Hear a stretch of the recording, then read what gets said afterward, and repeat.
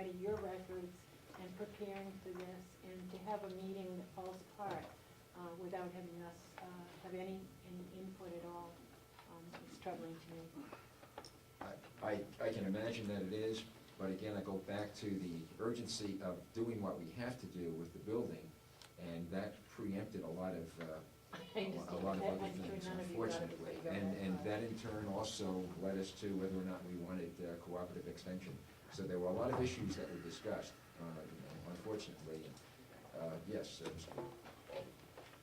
After I left being a commissioner, I was asked to be a board member of the 501c3. And from that point forward, knowing your concerns about the information that you're getting today, one, we finally got an answer from the Attorney General's office, but I also inquired with the Internal Revenue Service to see if there was some way that, were we to collect money and somehow funnel it through the Treasury here at the county, we could subvert, if you would, or work around the problem that the AG saw with the language of the mission statement. And the information that I was given from the Internal Revenue Service was that if we owned the building, if the nonprofit owned the building, then service of the debt could be accomplished through charitable contribution. Where the county owns the building, the only way to service the debt is through a local taxing authority from their position.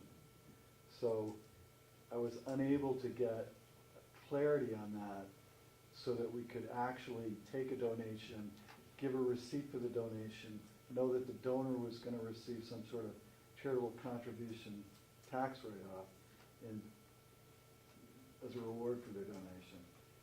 So we're sort of stuck between the IRS and the AG at this point in time, but still talking about some way of getting the information out that these sort of donations could happen and there'd be some way to accommodate that charitable contribution.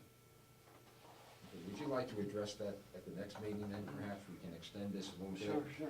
I just didn't want today to end without at least knowledge that we've been working on it. Because I also have a question. I'm wondering whether or not the mission statement, and I'm not suggesting that this be done, but whether or not the mission statement could be changed to accommodate reduction of the debt.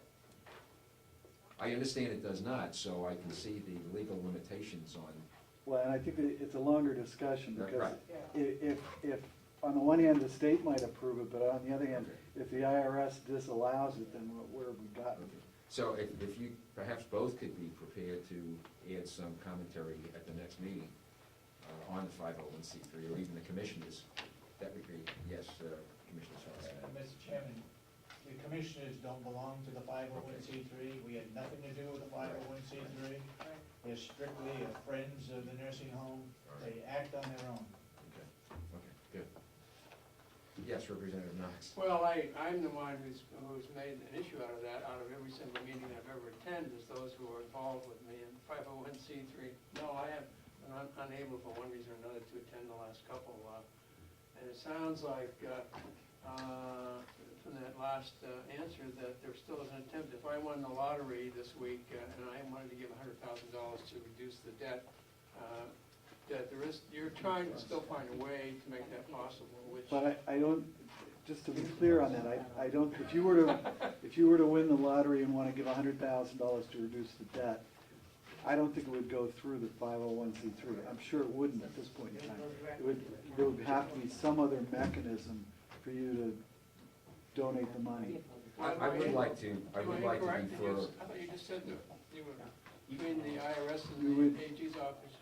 I would like to defer the discussion on the 501c3 to the next meeting, where we might be able to elaborate on that a little bit, and others might come back with some more detail.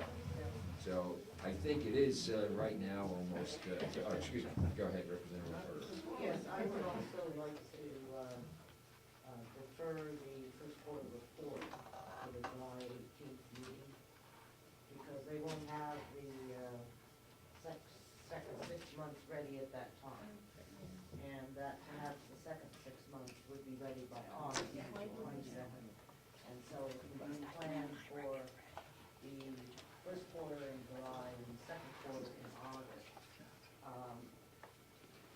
As you look through here, there are some worrying signs of stuff that's done.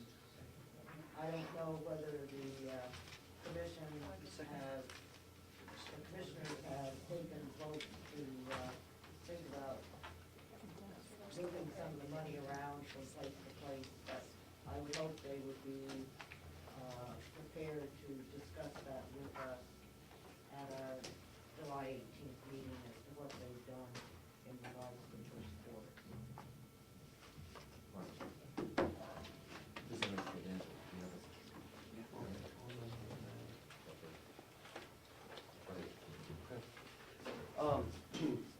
I know that the sheriff isn't here right now, but I just wanted to bring this up today, and perhaps we can put it on the agenda for the next meeting. I thought it was gonna be on the agenda for today, but it's probably just as well that it wasn't with the sheriff not being here. Probably most everyone in this room is aware that there have been checkpoints for drunk drivers. They are usually located in Wakefield. I believe it comes up once a year, maybe twice a year. When we take our oath to serve the public, we swear an oath to the Constitution. And it just should be reminded, perhaps, that the U.S. Constitution's Amendment number 4 reads as follows.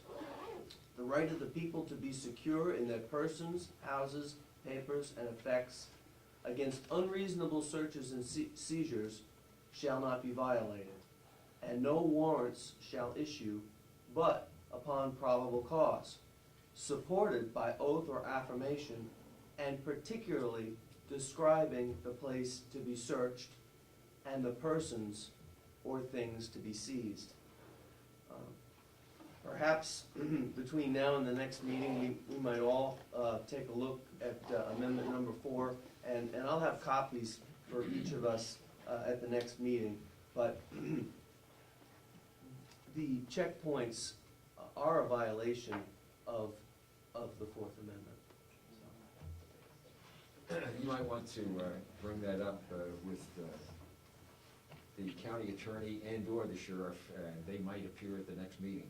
So I think that would be a more appropriate place to deal with that. I'm not ready to do my own interpretation of the U.S. Constitution, but we may get some other people who would. I'd like to do it though. Mr. Chairman, that did come up at a commissioners meeting, and it came up in regards to us signing a contract with the sheriff for, it was either $600 or $800 to do this work. He was called in, and he did give somewhat of a reason for doing it. Somewhat maybe questionable, so I think he could be on the agenda. Good. for the next meeting. We'll do that. I would suggest that it's not the sheriff or the county attorney, but rather the state level that funds all of this, that is the appropriate person to come and talk about the legality of this, because it is all that the individual police units are doing is doing the work of the state, because they want to make sure that the state is covered in regards to drug crime. Or there was a federal grant. Yeah, Whatever it may be. whatever, federal. So often that happens. But if we're going to have that discussion, we need to make sure that the appropriate people from the state are here to. Okay, that's good. Representative Staley. Mr. Chairman, I know that you and the chairwoman set the agenda, but I would like it to reflect, I think that these folks did wait a long time, they never got heard on the next meeting. If we could bump them to the front, I think that'd be appropriate. If there is no other comments, I take a motion. I make a motion that we adjourn. Is there a second? Second. All in favor? Aye. Aye. All right, we'll see everyone then on the 21st. 21st and the 18th. 18th, I'm sorry, 18th. 18th. Oh, July. That's of July. And if you hold a meeting on that other thing, you'll I'll let you know. And I'll put you on.